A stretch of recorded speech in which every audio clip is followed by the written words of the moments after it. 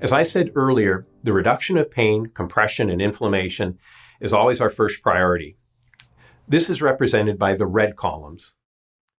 Once the pain is reduced, we can reactivate muscles that were inactive due to pain.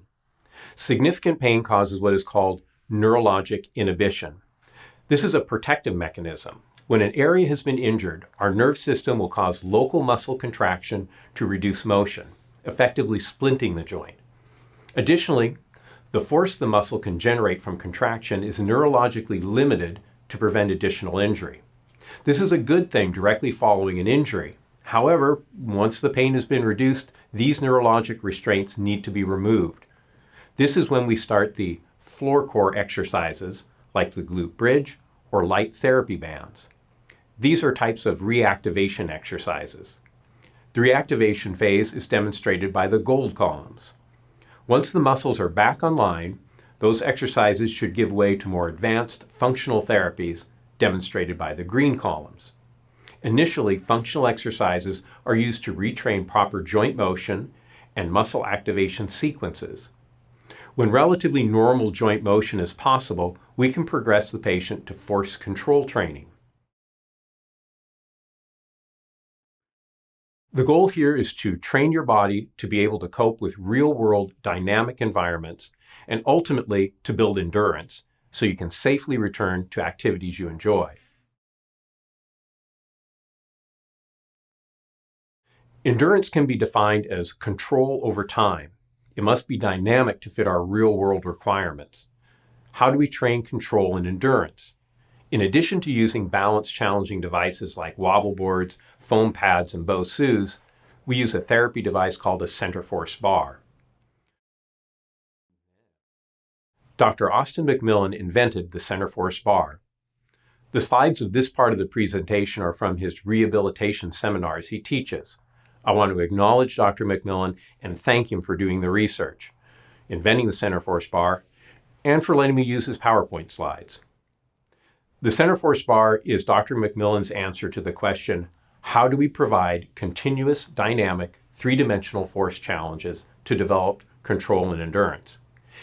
It's a brilliant tool to accomplish what the current research tells us is most effective for rehabilitation.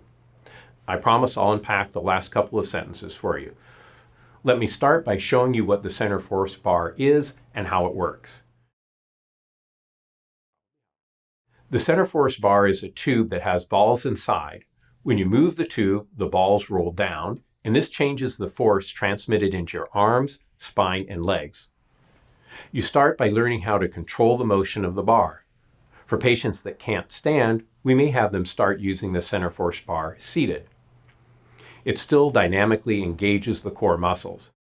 Patients that are able to stand can progress from a wide stance to narrow stance, change their skills, or go to a tandem stance, or even close their eyes. The progression is virtually limitless. For athletic performance enhancement, we have patients stepping on foam blocks, walking on balance beams, and incorporating ballistic movements. I said the Centri-force Bar was created by Dr. McMillan based on current rehabilitation research. That research showed us that the most effective therapy should incorporate continuous, dynamic, three-dimensional forces to develop control and endurance.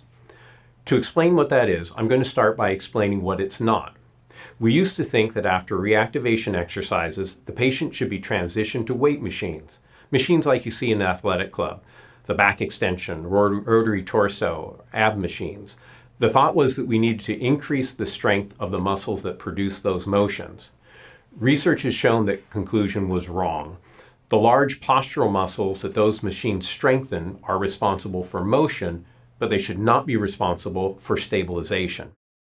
There are a few key points I want to take away from this. First, atrophy can occur within as little as 3 days following an injury. Second, you can be strong but have a weak core. Third, doing strength training exercises to activate the already overactive superficial muscles is not a good idea.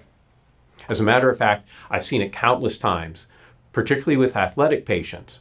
They start working out to build their core strength, but they're actually exercising already overactive, stressed superficial muscles.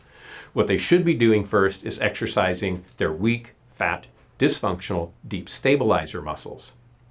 Don't be that guy, the guy with weak, fat, dysfunctional, intrinsic muscles that injures himself while working out. That's an example of what you shouldn't do. What you should do, according to the research, is transition from pain reduction to muscle reactivation and ultimately posture correction and integrated functional rehabilitation. Helping patients get better and stay better is why we provide the comprehensive treatment approach we do. Again, I hope the information in this video encourages you to fully participate in your treatment program. It's the best way to get relief with results that last. Thanks again for watching. If there's any way we can be of help, don't hesitate to let us know.